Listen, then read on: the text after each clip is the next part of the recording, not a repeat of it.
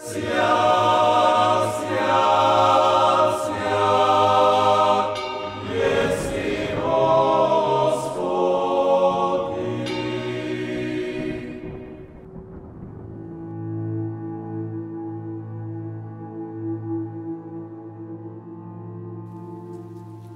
normally the majority do come because they think, or it could be also the reality, that they are cursed. Many people are afraid of being cursed. And the thing is that in reality, anything that goes a bit negatively in their life, they immediately put it as the result of a curse. If the business is not going well, oh, it means that I am cursed. Or I don't know, if for example, I get sick. But how is it? I was never sick, and now I am sick. So it must be that somebody is cursing me. If something happens, for example, there is a big problem in the family. So that means that I am cursed.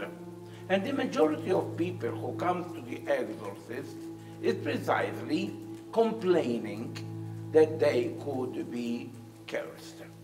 Now let's put it very clearly. Curse does exist. Because if blessing exists, then curse exists. Now what is a blessing and what is a curse? A blessing is when I throw, so to say, the person into the mercy of God, asking God to bless that person, asking God to help that person, to heal that person. Now, if the person is open, then the blessing of the Lord flows into the heart of that person. If the person is blocked because he's an unbeliever, doesn't want to believe, doesn't want to accept God in her life, God is blessing, but that blessing is not reaching because one is blocking it. The curse is the same thing. But the curse is not a prayer that is being done to God. But in reality, it is a prayer that reaches always the devil, because God doesn't curse. Only the devil can curse, because curse is hatred, and God cannot hate. So that means that the curse reaches the devil. Now the devil is happy to do evil to everyone.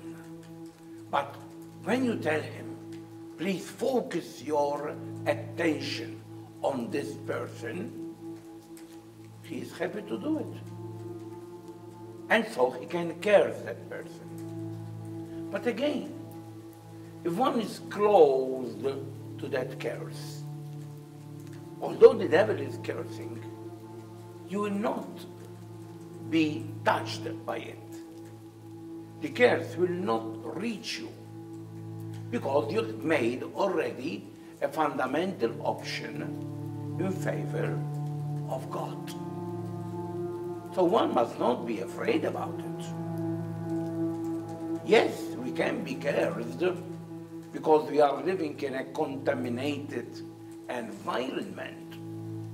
But once we are doing our best to be united with God, one has nothing to fear. Sure, the curse can scratch you a bit. In the sense, if, for example, I am in a room and the window is closed and somebody is throwing a stone to me, that stone is not reaching me, but is disturbing me. So it could be that the curse is disturbing you a bit, but not harming you, if you are united with Jesus. Then you must be very careful that not everything that goes wrong is the result of a curse. Because after all, many things are there because of natural consequences, of natural causes. If business is going wrong and there is a wrong management, it is not the curse, but it's the wrong management or the depression of the time economically, and so on and so on. So one must be very careful not to attribute everything to a curse. But I cannot deny that the curse can exist. And when a person comes to an exorcist, the exorcist, through the prayer, he breaks the curse so that the person could be again free, and that curse is now being changed into a blessing.